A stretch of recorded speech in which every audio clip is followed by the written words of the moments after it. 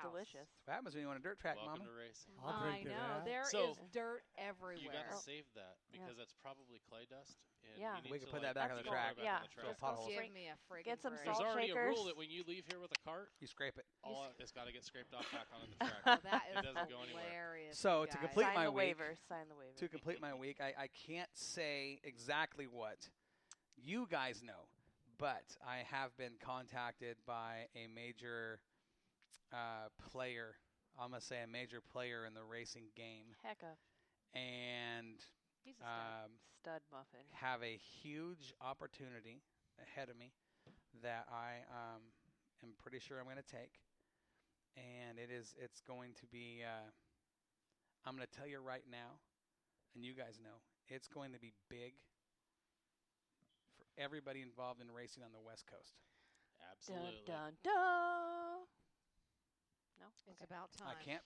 You're right. It's about time. I can't break that news yet, but I'm going to tease you with that right there. I like Other than that, hey, my week has been fantastic, man. Oh, yeah, when you wake up knowing that. Okay, so everybody's sitting around here in the studio. I have said all along, now I've known Corey everybody knows, I think, for a very, very long time. Couple years. Just a few years since he was like a little boy. A wee lad. I met her when I was 12, told her I was 13. It you know how all it goes. started then. And it all started then. But I have said to him, not only in the last 5 years that we've been together, but even before that, other people have told him, why aren't you on TV yet? Yeah. Well, we'll see. So, Buttons on ice cream. there's a little teaser for you. So, I want to talk. I'm listening Ryan Nelson. When Ryan writes, I got to stop and read it. Can honestly say I've never listened to a whole show, but our baby decided to make a little scare, so hospital room can only keep me so entertained. So here I am for the whole show. Are you kidding me, Ryan? Now, wait a second. Listen. Are you in the hospital right now? Is that what you're saying? He's saying that I think it's his son or daughter, baby, decided to make a little scare. I'm thinking it's actually Ryan's there, and he might have a rash. Oh, stop. I see. Yeah. See? Ryan. Those rashes run rampant. When you do cartwheels like that, you'll get a rash. Yeah. You didn't see it. You didn't see it. Ryan, I got to tell it. So we're under caution.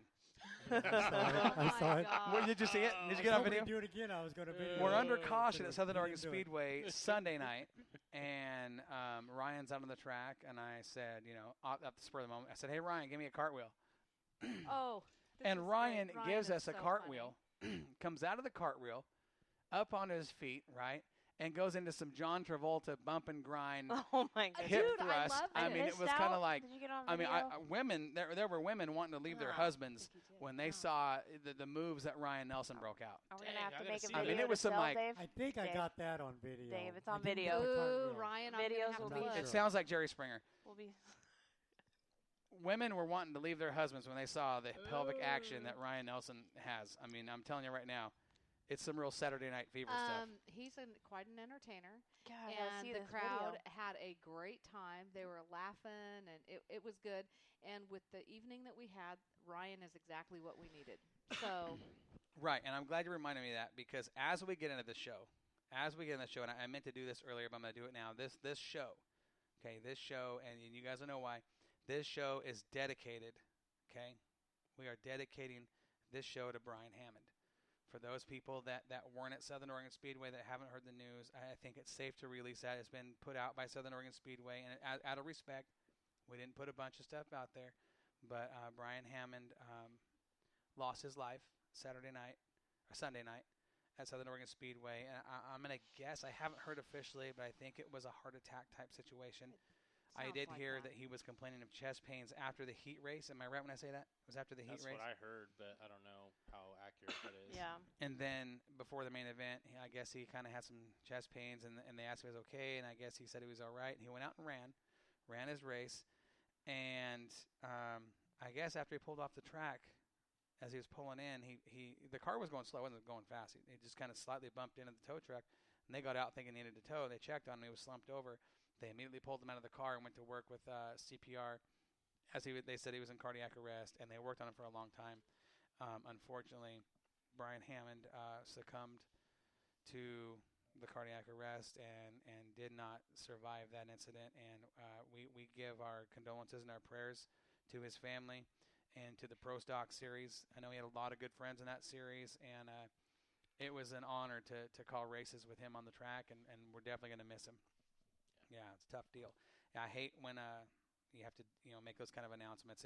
Whether you know somebody or not, it's the fact that it's part of our community. It still hits you in the heart, So to his family and his friends and the racing community, the Pro Stock Series, we your thoughts are with us. Our condolences, and we we're sorry. I hate to hear that news. If there's anything good out of this situation, and a couple people have made the comments on Facebook, good friends of his. These weren't just random fans. These were good friends that said, if anything good came out of this, Brian passed doing something that he loved. I think if any of us could be that lucky, I think either doing something you're really passionate about, whether it's driving cars or skydiving or snorkeling or whatever it is probably the best way to go. Otherwise, you just go in your sleep. And Brian Hammond went out like a champion. So this show is going to be dedicated to him. We're going to miss him. That was a tough night. It was very tough. Night. It was very tough, and I'm not one to get on there and broadcast stuff like that. There was enough people worried about what was going on, and I do want to say you guys did notice what Corey did during that time. Not knowing what was going on, but knowing that a serious situation was occurring, I had several fans come up to me and say, wow, Corey's really doing a good job keeping people's minds off of that. He went out on the track, you guys all saw it, and interviewed every single driver out there, trying to keep people's minds off of it, and that was noticed. That was noticed by everybody. So I just wanted to say that was Yeah, I was just amazed good job, that Corey. It was really a good job. I was amazed that the wireless mic reached all the way across the other side of the track. surprised me too, bud. Actually, I was waiting for it to go out at any time, but it held in there didn't. perfect, Yeah. just like you were up in the booth.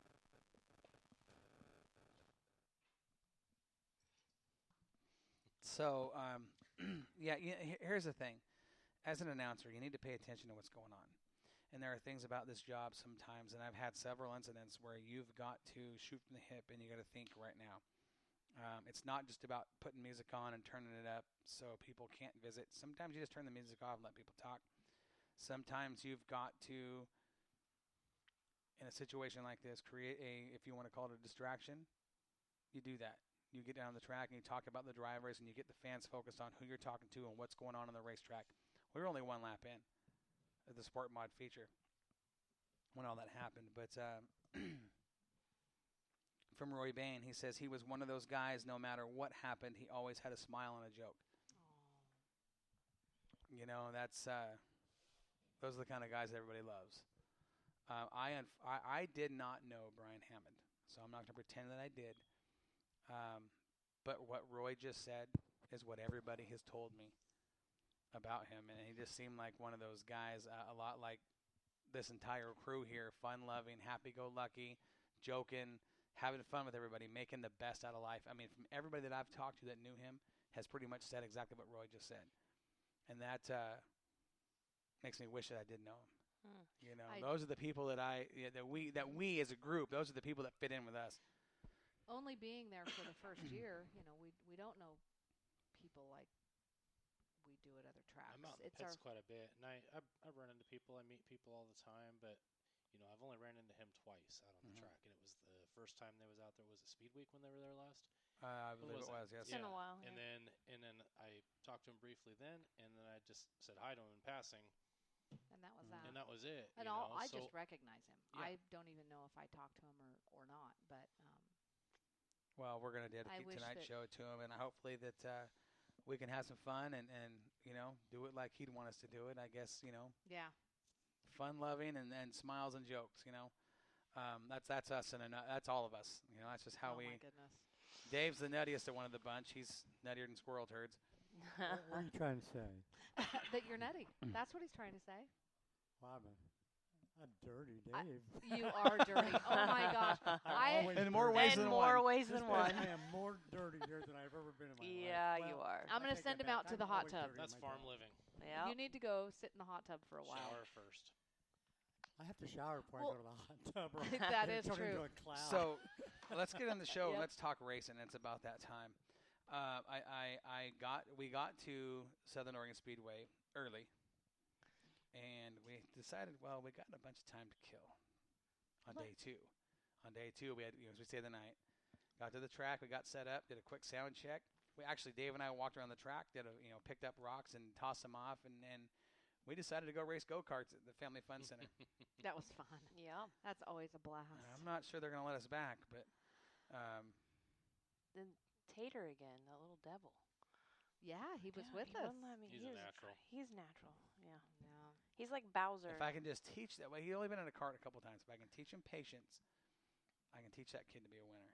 Yeah. It's just he's new, so he's got that adrenaline. He's in the carts and he wants to go. He's gunning Once for I you get the him whole time. taught to settle down, slow down to go faster, he'll be all right. We had a good time down there. I do got to say, who was our guy that hooked us up? What's his name? Jeremy? No, Come Nick. on. Nick. Yeah, Nick. it was Nicky. Nick. So we got down there and we had a great conversation with Nick, who was selling tickets. And he's the assistant manager or the manager? I think he was the shift manager. He's shift Oh, manager. yes, you're right. Shift manager. And we got 4 races at a major discount. I was going to say, yeah, you probably don't want to No. Major say discount. exactly what it was, but He hooked us up Got the because, homie we hookup. have the ability to talk about him on the mic. We said what we had to say, and we appreciate him being so kind to us, and we had a great time in the carts. And once we get back to the racetrack, things got better. Mm. Let's back up to day 1. Probably crossed him more in tires than. So on day 1, we as a group had a conversation. Once we saw who was there, we were expecting about 100 cars on day 1, and we ended up with 99. 99 cars on night number 1. 6, and I was under. I said 102. Yep. So we had 99 cars. Took a look after walking through the pits, and there were some of us that made some predictions. Some of us were kind of like, man, I don't know. To make a prediction with that kind of talent there, how do you predict who's going to win a race when you've got drivers like Shane DeVolder, Tricky Troy Folger, Kellen Chadwick, you've got Lightning John Campos, Schreiner was there, you had Bobby Hogue. Yep. How do you bet against Bobby Hogue ever? You don't. There was a multitude of talented drivers. To make a prediction on something like that is you're shooting in the dark. Pick your top 5. That's kind of what you have to do. That's all you you know, can do. and that's But does even- anybody remember me saying, no matter what happens, watch that 83 car? Yep. I saw what he did at Speed Week, and we talked about it. Mm-hmm. Gary even said, I think he's going to be a force. I figured he would be at least top 3. Knowing what he did at Speed Yeah. Week, okay? But he started in the back. Well, hold on. That's We're on the day. story. Hold on. Yes. Wait. Pump the brakes. We're on day 1. Whoa. Yeah. We're on Get it day out of the 1. bag. Let's not get ahead of ourselves here. We're on day 1. In the heat race, correct me if I'm wrong, he finished second in the heat. Am I right, or did he win it? Gosh, I don't remember. I'm pretty sure he was second. And at the start-finish line, the car locks up and stops. Oh, yeah. I was like, what is... I think you're right. He was second. I'm thinking, what's he doing? What's Chadwick doing? And I could see that one of the safety guys looking over to the tow guy, and he's giving the broke sign. Mm-hmm. I thought, well, that was weird. I mean, because the car just locked up and stopped, like now, and he's going broke, and they put him on the hook and take him off. A couple minutes later, Gary radios up into the tower and says, "Hey, Chadwick's looking for a rear end. Corey, do we know anybody?" And the first thing I did was make a quick announcement over the Now- PA. Yep. Hang on. Pump the brakes now. I'm going to pump the brakes. Gary had already run through the pits. Now we don't have our quad down there, so Gary runs to the pits, and